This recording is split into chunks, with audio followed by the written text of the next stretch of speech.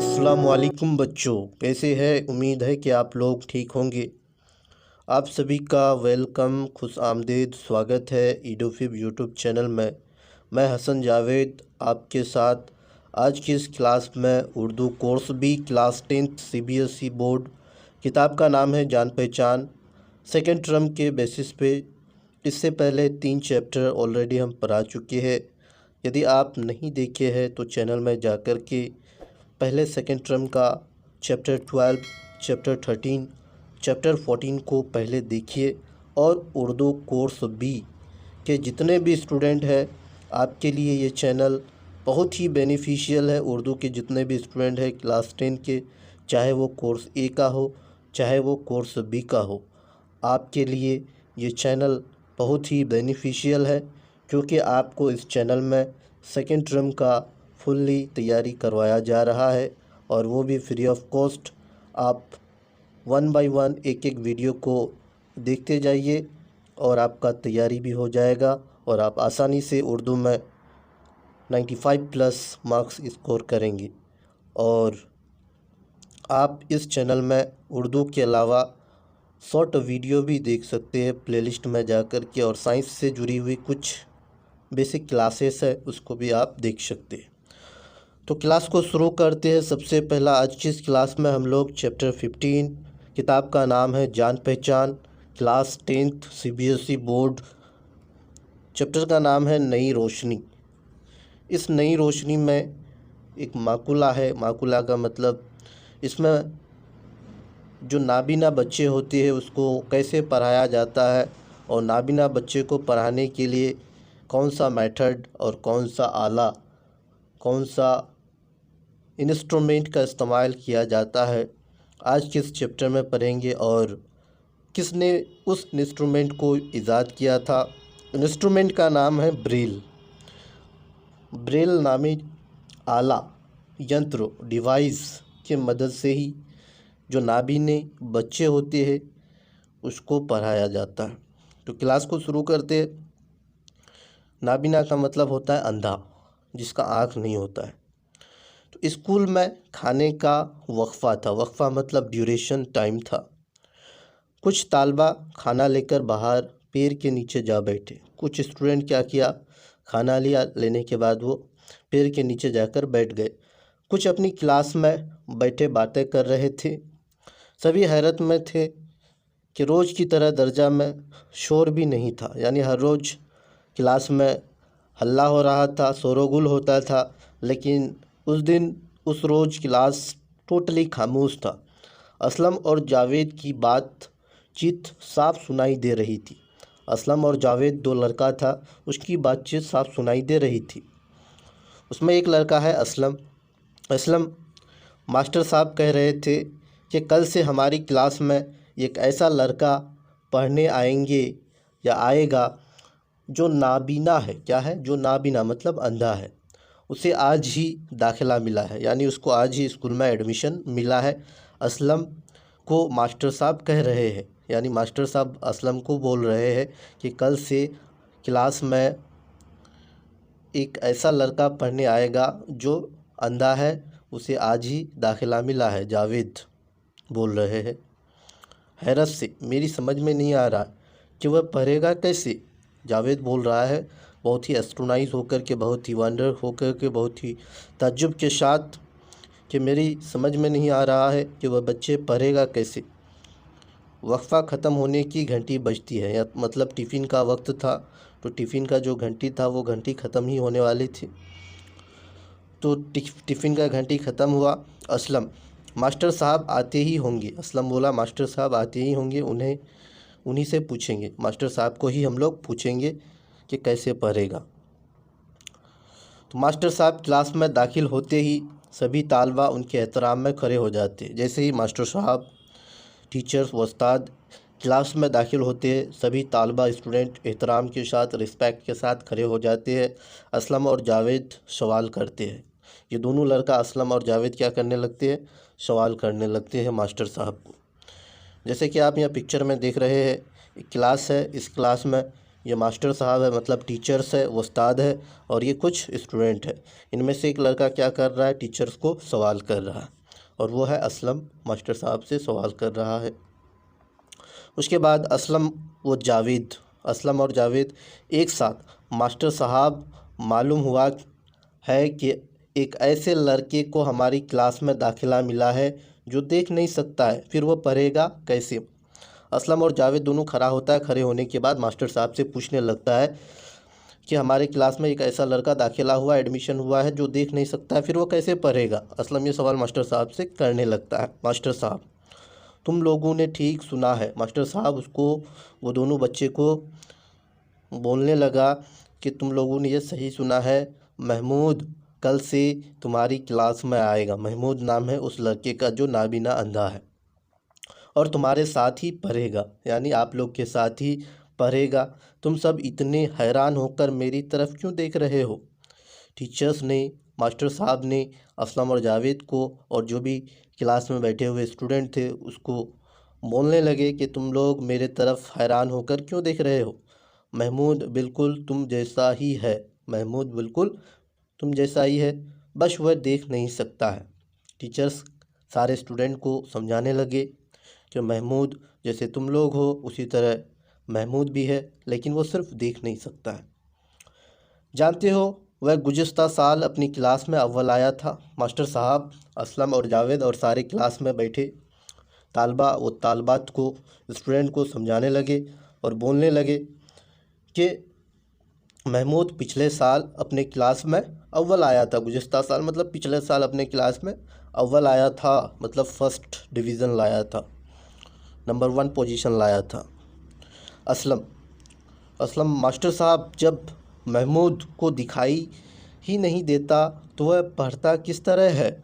Aslam master صاحب کو سوال کرنے لگے۔ کیا کرنے لگے؟ ماسٹر صاحب جب محمود کو دکھائی ہی نہیں دیتا تو وہ پڑھتا کس طرح ہے؟ تو ماسٹر صاحب جواب دینے لگے، محمود اور اس جیسے بچے ایک خاص تحریر کے ذریعہ پڑھتے ہیں، اسے ہم لوگ بریل کہتے ہیں۔ کیا کہتے ہیں؟ بریل۔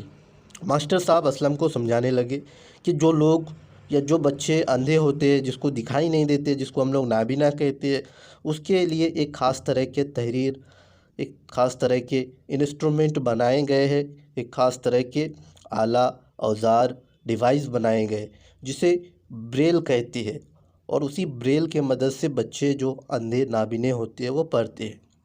اس کے بعد جاوید سوال کرتا ہے، لیکن ماسٹر صاحب آنکھوں کے بغیر تحریر کیوں کر پڑھی جا سکتی ہے؟ جاوید ماسٹر صاحب کو کہنے لگے کہ آنکھوں کے بغیر تحریر کو کیسے پڑھا جا سکتا ہے؟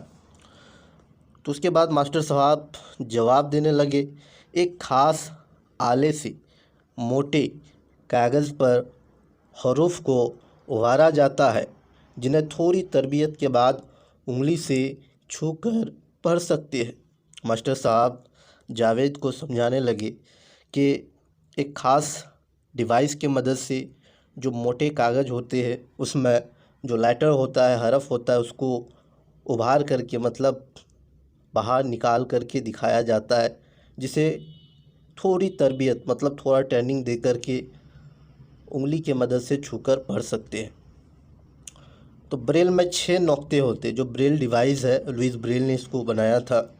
تو بریل میں 6 نقطے ہوتے ہیں جن کو کئی طرح سے ملا کر حروف ابھارے جاتے ہیں۔ ان میں 6 پوائنٹ ہوتے ہیں اور اس 6 پوائنٹ کو ملا کر کئی طرح کے لیٹر حروف بنائے جاتے ہیں۔ دنیا کی کوئی بھی زبان اس تحریر میں لکھی اور پڑھی جا سکتی ہے۔ یہ جو ڈیوائس ہے دنیا کی کوئی بھی زبان ہو اس تحریر میں لکھی اور پڑھی جا سکتی ہے۔ آج اس کی مدد سے اس طرح کے بچے اعلیٰ تعلیم حاصل کر رہے ہیں۔ جو بھی نابینا بچے ہیں، جس کی آنکھ نہیں ہے، they are blind, they can study through this device which is called braille۔ اس کے بعد جاہدہ اٹھ کر کے کہتی ہے، یہ تحریر کس نے ایجاد کی ہے؟ یہ ڈیوائس، یہ تحریر، یہ لکھاوٹ کس نے ایجاد کی ہے؟ تو یہ تحریر لکھاوٹ کس نے ایجاد کی ہے؟ ماسٹر صاحب جواب دینے لگے۔ ماسٹر صاحب جواب دے رہا ہے کہ اس کی ایجاد کرنے والے فرانس کے لوئی بریل تھے۔ کیا نام ہے اس کا؟ نام لوئی بریل۔ سائنٹسٹ کا نام لوئی بریل ہے۔ वह पेरिस के नज़दीक कॉप ब्रे नाम के कस्बे में जनवरी 1809 में पैदा हुए थे। लुइस ब्रेल कब पैदा हुए थे? 1809 जनवरी। कहाँ पैदा हुए थे? पेरिस के नज़दीक कॉप ब्रे में। 2 साल की उम्र में एक नोकीला औजार लग जाने से लुई की आंखों की रोशनी जाती रही। मतलब लुइस ब्रेल को 2 साल की उम्र में एक नोकीला औजार आँख में लग जाने की वजह से उसकी आँख की रोशनी जाती रही, मगर लुइस ब्रेल ने हार नहीं मानी और किसी न किसी तरह तालीम हासिल करने में लगे रहे। लुइस ब्रेल किसी न किसी तरह से इल्म हासिल करने में, एजुकेशन हासिल करने में लगे रहे। अपने 20 साल की मेहनत और लगन से उन्होंने इस तहरीर को ईजाद किया। कितने साल? 20 साल के मेहनत से लुइस ब्रेल ने इस तहरीर, इस लिखावट को ईजाद किया है। कितना साल लगा था लुइस ब्रेल को? 20 साल की कड़ी मेहनत और लगन के बाद इस तहरीर, इस लिखावट को बनाया, जिसे उन्होंने उन्हीं के नाम पर ब्रेल तहरीर कहा जाता है। बच्चे इस तहरीर को ईजाद करके लुइस ब्रेल ने नाबीना लोगों के लिए, जो ब्लाइंड पर्सन है उसके लिए तालीम का रास्ता खोल दिया। मतलब तालीम हासिल करने का जो दरवाज़ा है उसे ओपन कर दिया और उनकी तारीख ज़िंदगी, अंधेरा ज़िंदगी में रोशनी की किरण बिखेर दी। तो इससे पहले जो नाबीने बच्चे या लोग होते थे वो पढ़ाई नहीं कर पाते थे। आज जो भी नाबीने बच्चे हैं, इस लुइस ब्रेल की खोज की वजह से, इजादात की वजह से, जो तहरीर ईजाद की है ब्रेल नामी तहरीर, इसकी वजह से आज नाबीने लोग भी इल्म हासिल कर रहे और अपने आप को इल्म से आरास्ता कर रहे, सजा रहे हैं। असलम मास्टर साहब, क्या आपको ब्रेल तहरीर आती है? मास्टर साहब असलम मास्टर साहब को सवाल किया कि आपको ब्रेल तहरीर आती है? मास्टर साहब, आप महमूद को कैसे पढ़ाएंगे? आप उसके होमवर्क की जांच किस तरह करेंगे? और फिर इम्तिहान की कॉपी कैसे और जांची जाएगी? तो जावेद, और फिर वह एक क्लास से दूसरी क्लास में कैसे जाएगा? ये सारे सवाल असलम और जावेद करने लगे।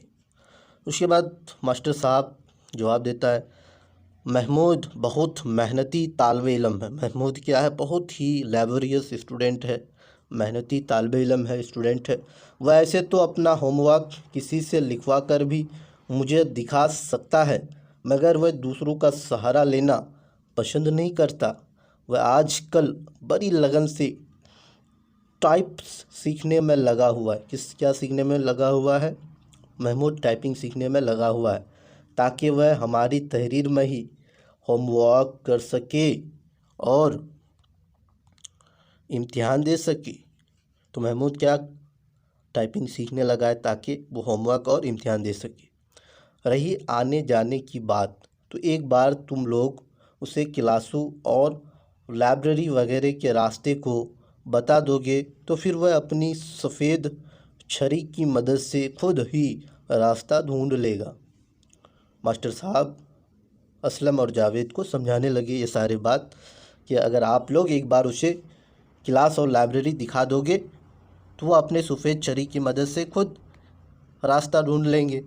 तो जाहिदा, सफ़ेद छड़ी ही क्यों? सफ़ेद छड़ी ही क्यों? जाहिदा सवाल करने लगे मास्टर साहब को। तो मास्टर साहब जवाब देने लगा, सफ़ेद छड़ी नाबीना लोगों की पहचान है। सफ़ेद छड़ी क्या है? नाबीना लोगों की पहचान है। इस छड़ी को देखकर लोग उन्हें रास्ता दे देते हैं और ज़रूरत होने पर उन्हें उनकी मंजिल तक पहुंचा देते हैं। ये मास्टर साहब सफ़ेद छड़ी के बारे में बताया। सफ़ेद छड़ी नाबीना लोगों की, जो ब्लाइंड पर्सन है, उसकी पहचान है। इस छड़ी को देखकर लोग उन्हें रास्ता दे देते हैं और ज़रूरत होने पर उसे उसकी घर तक या उसकी मंजिल तक पहुंचा देते हैं। उसके बाद असलम, क्या महमूद अपनी रोज़ी खुद कमा सकेगा? असलम मास्टर साहब को सवाल करने लगा, क्या महमूद अपनी रोज़ी मतलब अर्निंग, जो हम लोग कमाई करते, क्या वो खुद कमा सकेगा? मास्टर साहब महमूद और اس جیسے دوسرے بچے ہماری ہی طرح تعلیم حاصل کر کے اپنی روزی خود کماتے ہیں۔ محمود اور اس جیسے بچے ہماری ہی طرح ہماری ہی جیسے ایجوکیشن حاصل کر کے اپنی روزی خود کماتے ہیں۔ وہ کارخانوں میں بڑی مہارت سے مشینوں پر کام کرتے ہیں۔ اس کے علاوہ استاد، وکیل، اخبار نویس اور موسیقی کار مطلب میوزیشین وغیرہ بن سکتے ہیں۔ یہ سارے ماسٹر صاحب اسلم کو سمجھانے لگے۔ آج کل ایسے لوگ اعلیٰ عہدے پر کام کر رہے ہیں۔ ماسٹر صاحب سمجھانے لگے کہ آج کل ایسا لوگ اعلیٰ عہدے جو بڑے بڑے پوسٹ میں ہوتے ہیں اس پہ کام کر رہے ہیں۔ وہ سماج کے لیے مفید بن سکتے، فائدہ مند بن سکتے ہیں۔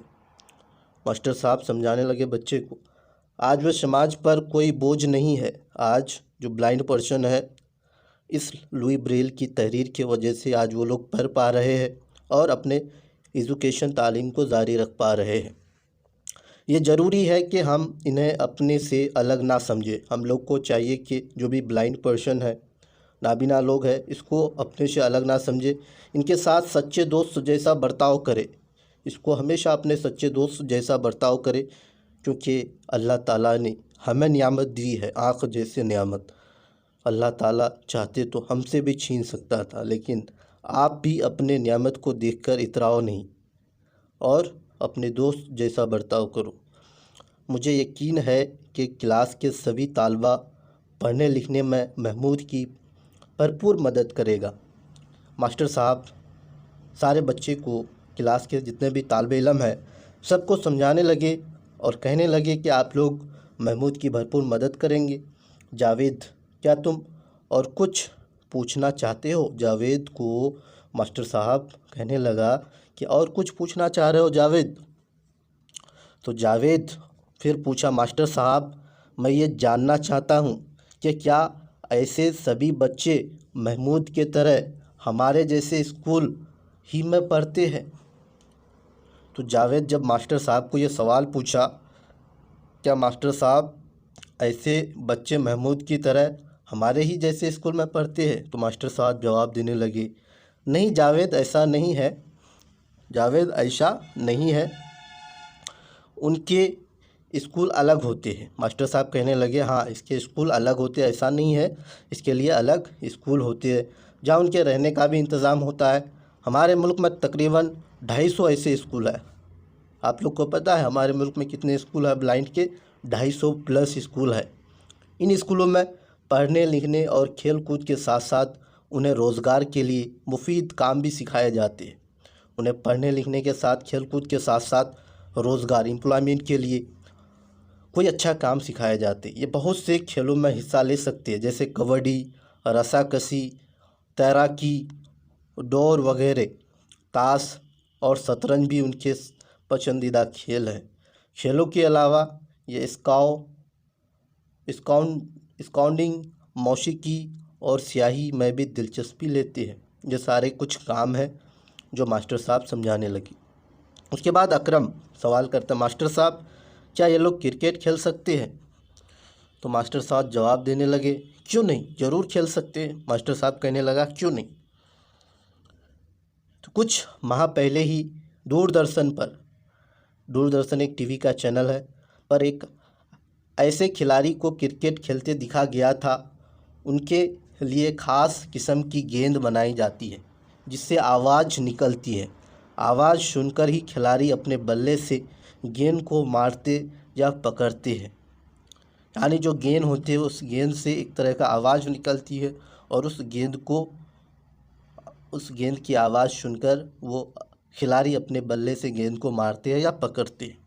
پھر پرکاش سوال کرنے لگے، ان کے لیے اور کیا کیا خاص چیزیں بنائی گئی ہے؟